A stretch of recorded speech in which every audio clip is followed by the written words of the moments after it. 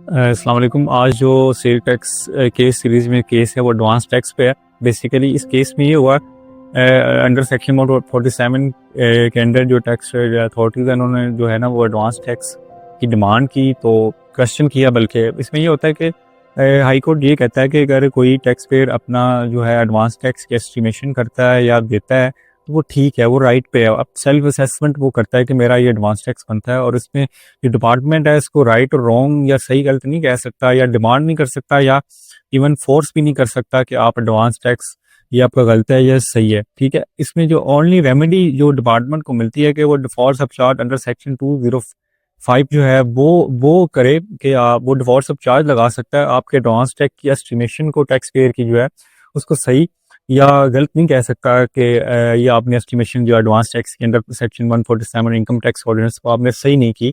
इसमें सिर्फ उनकी जो रेमेडी है वो डिफॉल्ट सबचार्ज की है। तो सेल टैक्स केस सीरीज में केस है वो एडवांस टैक्स पे है। बेसिकली इस केस में ये हुआ अंडर सेक्शन 147 के अंडर जो टैक्स अथॉरिटीज है उन्होंने जो है ना वो एडवांस टैक्स की डिमांड की, तो क्वेश्चन किया। बल्कि इसमें ये होता है कि हाई कोर्ट ये कहता है कि अगर कोई टैक्स पेयर अपना जो है एडवांस टैक्स की एस्टिमेशन करता है या देता है तो वो ठीक है, वो राइट पे है। अब सेल्फ असेसमेंट वो करता है कि मेरा ये एडवांस टैक्स बनता है, और इसमें जो डिपार्टमेंट है इसको राइट और रॉन्ग या सही गलत नहीं कह सकता, या डिमांड नहीं कर सकता, या इवन फोर्स भी नहीं कर सकता कि आप एडवांस टैक्स ये आपका गलत है या सही है। ठीक है, इसमें जो ओनली रेमेडी जो डिपार्टमेंट को मिलती है कि वो डिफॉल्ट सबचार्ज अंडर सेक्शन 205 जो है वो करे कि वो डिफॉल्ट सबचार्ज लगा सकता है। आपके एडवांस टैक्स की एस्टिमेशन को टैक्स पेयर की जो है उसको सही या गलत नहीं कह सकता कि ये आपने एस्टिमेशन जो एडवांस टैक्स के under section 147 income tax ordinance को आपने सही नहीं की।